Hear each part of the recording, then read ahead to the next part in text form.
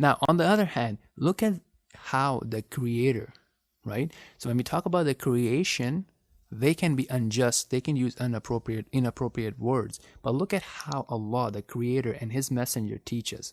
When they're talking about the wrongdoers, the hypocrites, the people who are ungrateful, the people who run away from the mercy of Allah and so on, they are actually describing their beliefs, their false hopes, and their evil and unjust actions.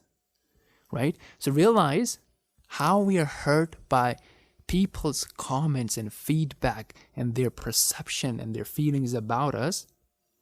Do we really care that much or more about how Allah think about us, or how Allah see us, or how we stand in front of Allah, or how we stand in front of the angels of Allah subhanahu wa ta'ala? Right? We can take a look at that by looking at our choice of words, our actions, our belief, how grateful we are, how patient we are, how obedient, how submissive, how reliant are we upon Allah. And that is much, much more important than worrying about how people feel about us.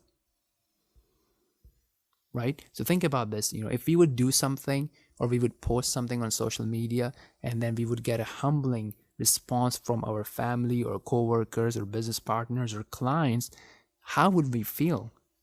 But what do we think about the response of Allah from our actions? How does Allah sees our actions, our words, and so on? Let's really be concerned that how are we concerned about the Creator versus how we are concerned about the creation. Okay, now going back to the person who is speaking, the person who is giving the feedback. Look, regarding the choice of words, Allah subhanahu wa ta'ala, the one who has created us, the one who is completely knowledgeable about us and our emotions, look what he says in his book, the Quran.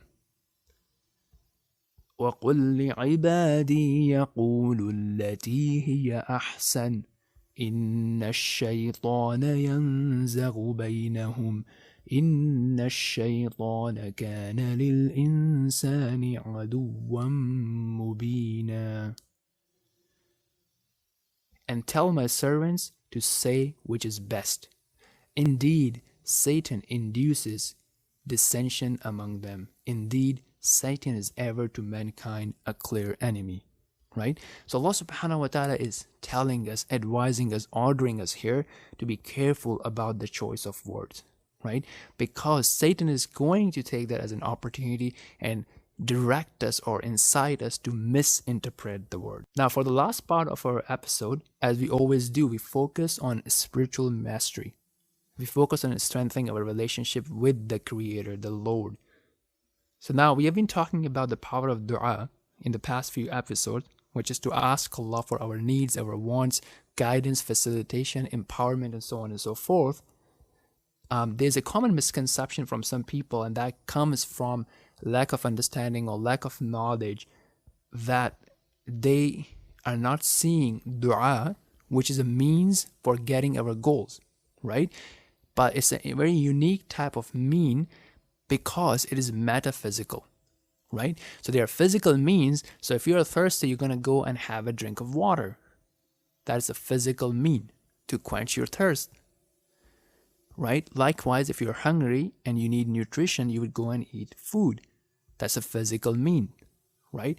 The dua, it's a metaphysical mean. It's a spiritual mean, if you will. So they would say that, hey, what's the point of making dua if everything has been decreed? So just like things are decreed with their causes, with the asbab, with the means, right? So if you eat, then it's decreed for you that your hunger will be removed and that you will be provided nutrition. Likewise, other things can be associated and decreed with the mean of dua, with the cause of dua. So if you bring the causes, if you bring the means, the results would follow. And that does not go against destiny. So the point being that a smart person would realize that just like there are physical means, Allah has put in metaphysical means. From the metaphysical means, there is the concept and the act of asking Allah. There is the concept and the act of doing righteous deeds, doing deeds that are beloved to Allah, and so on and so forth. So realize that decrees are decreed with means. You bring the means and you will have the result. You bring another mean and there will be a different result. Okay, so for example, if you bring good deeds, you will earn the love of Allah and you will earn paradise. If you bring evil deed and persist in them, you will go towards the displeasure of Allah subhanahu wa ta'ala. Now, if you bring the evil deeds and then cleanse them with sincere repentance, you can go towards the love of Allah and paradise again.